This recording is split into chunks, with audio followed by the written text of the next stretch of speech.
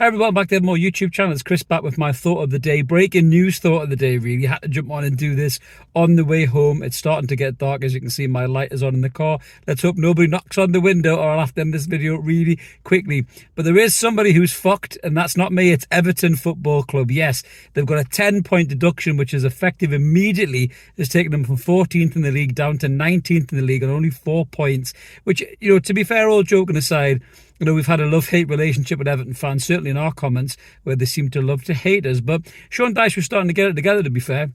I know they were doing all right. They were starting to look like they were coming back into some kind of game where, you know, they were hard to play against and they could, you know, get goals and see out games and everything else. So this has come at a really bad time for Everton. But the reason this is, I suppose, something Newcastle United and Newcastle United fans should be aware of is it's a stark reminder of the punishment for breaching FFP. Now, before Evertonians get in the comments and start shouting and bawling about Manchester City, I know, you've been done for one breach of FFP. Manchester City have been accused of 115. So it'll remain to see what punishment they're going to get. More on them in a second, but just confirm what's happened with Everton. So as you may or may not know, clubs are allowed to lose £105 million in the FFP guidelines in a financial year.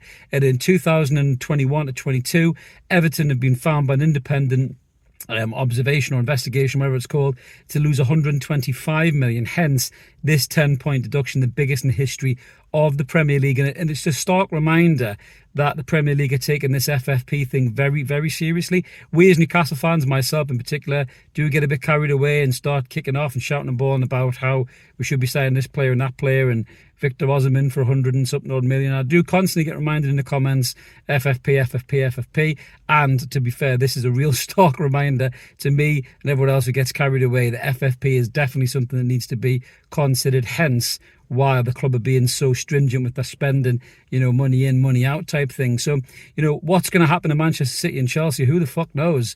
Their lawyers might have to be as good as Tom Cruise and a few good men. I want the truth. Can they handle the truth is the question. But it is going to be very interesting to see how those cases develop with City and Chelsea. There's been some, you know, real inflammatory talk about them both getting relegated from the Premier League. I'm not sure I really believe that.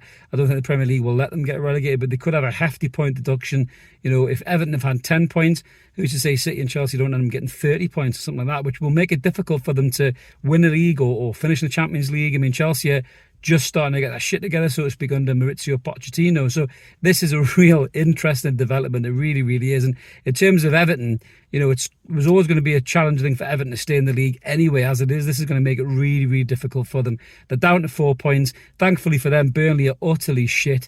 As company won't change his style of play in the Premier League. He's as open as Sharon Stone's legs, as I always say, and leaking goals for fun. He won't change his style. Part of me, you know, respects him and applauds him, and the other part of me thinks, what the fuck is he doing? But we're not a Burnley podcast, so I won't get into that. But yeah, so Burnley will go down. Luton could possibly slip in there. Sheffield United ain't great either. So Everton have still got a chance to get out of this relegation mire that this FFP breach has thrown them into. But I'm pretty sure this story is going to rumble on and on and on. Everyone's going to have an opinion on it. The Evertonians will be livid, they'll be spewing, especially given the fact that Manchester City have breached so many rules, allegedly, I must say, in the FFP. That's, you know, out there. Everyone can Google that and see that. So they'll probably be wanting Manchester City and Chelsea to get the same kind of punishment. But it gets worse for Everton, actually. If you think it couldn't, it does.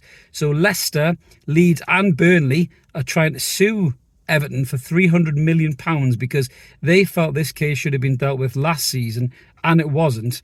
And you know, they got relegated obviously as a result of that. So they're looking to sue Everton for £300 million now. They're already in the shit, and this will plunge them in the shit even further. So we'll keep an eye on this story, see how everything develops. I just want to jump on and give you my thoughts on it. So let us know what you guys think in the comments below. But it is a stark reminder to Newcastle United that we really need to watch the FFP guidelines when we're spending, certainly come the January window, even though we're desperately in need of players. Let's hope they don't cancel that Saudi loan thing or we'll be totally fucked. But that's my thoughts, and let us know what you guys think in the comments. We always like to hear from you. Subscribe if you haven't already. Smash a like, help the channel grow. If you fancy being a member, giving a bit back, there is an option there for you. Less than $1.99 a month. Have a great weekend, whatever you're doing, everybody, especially Everton fans. I feel for you, I really do. I know we have a bit of crack, but it's not nice for you. So hopefully you guys can still get back to, you know, to staying in the Premier League, because going down would fuck you as well even more. So have a cracking weekend, everyone, and we'll catch you later. Cheers, bye-bye.